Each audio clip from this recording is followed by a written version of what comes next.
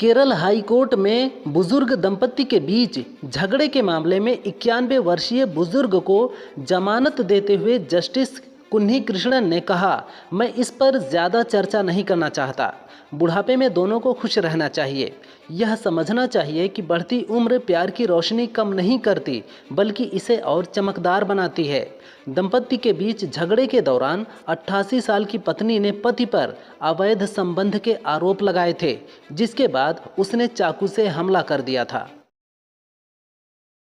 मेरठ में अपराध नियंत्रण को लेकर एसएसपी डॉक्टर विपिन ताड़ा ने बड़ी कार्रवाई की है। गोकशी की घटनाओं पर अंकुश लगाने में विफल रहने पर इंचौली थाने की लावड़ चौकी के सभी पुलिस कर्मियों को सस्पेंड कर दिया है। इंचौली थाना प्रभारी को भी लाइन हाजिर कर दिया है। लावड़ चौकी incharge Vinod Kumar, head constable Vinod Kumar, सिपाही रोहित, मनीष, संदीप, मुनेश और शुभम के ऊपर निलंबन की कार्रवाई की गई है।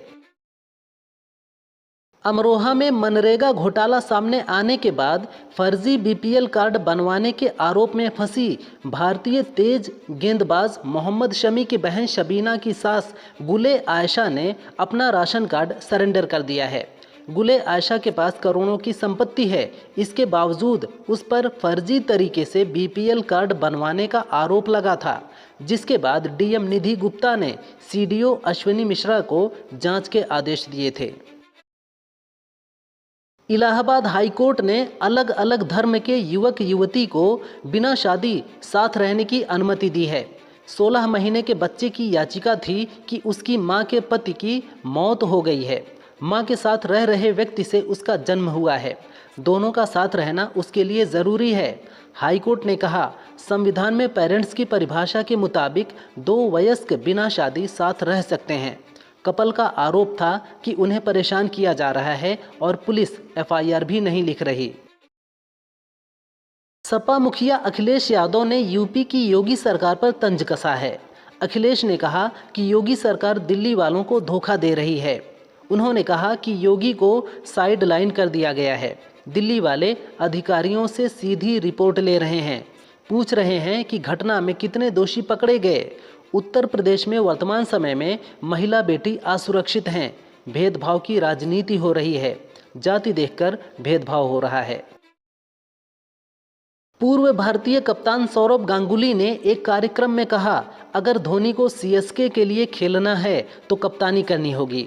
वह कप्तानी करते वक्त अलग ही रंग में नजर आते हैं। हमने पिछला मैच देखा, वह 43 साल के हो गए हैं। अब वैसे तो नहीं खेल सकते जैसे 2005 में खेलते थे, लेकिन उनमें अब भी छक्के लगाने की ताकत है। अपने अनुभव और खेल की समझ के साथ वह वही करेंगे जो सीएसके के लिए सही होगा। लखनऊ में साइबर ठगों ने एक रिटायर्ड डॉक्टर को 2 दिनों तक डिजिटल अरेस्ट रखा। ठगों ने 2 दिन के भीतर उनसे 95 लाख रुपए ठग लिए। उन्होंने 25 लाख रुपए की डिमांड की। डॉक्टर ने गोमती नगर थाने में रिपोर्ट लिखवाई। डॉक्टर बीएन सिंह ने बताया कि रविवार दोपहर करीब 2 बजे मेरे फ़ोन पर दीपक नाम के व्यक्ति ने व्हाट्सएप कॉल किया। उसने कहा कि अवैध पार्सल पकड़ा गया है जो आपके नाम पर है। इसके बाद पैसे ऐंठ लिए। आम आदमी प्रवक्ता प्रियंका कक्कड़ ने दिल्ली सरकार पर हमला बोला है।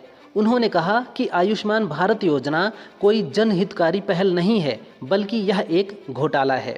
इसे दिल्ली की मजबूत व विश्व स्तरीय स्वास्थ्य प्रणाली को कमज़ोर करने के इरादे से थोपने की कोशिश की जा रही है।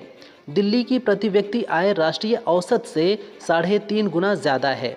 ऐसे में इस योजना की योग्यता शर्तों के तहत अधिकतर लोग अयोग्य हो जाएंगे। केंद्रीय गृह मंत्री अमित शाह ने बड़ा ऐलान किया है।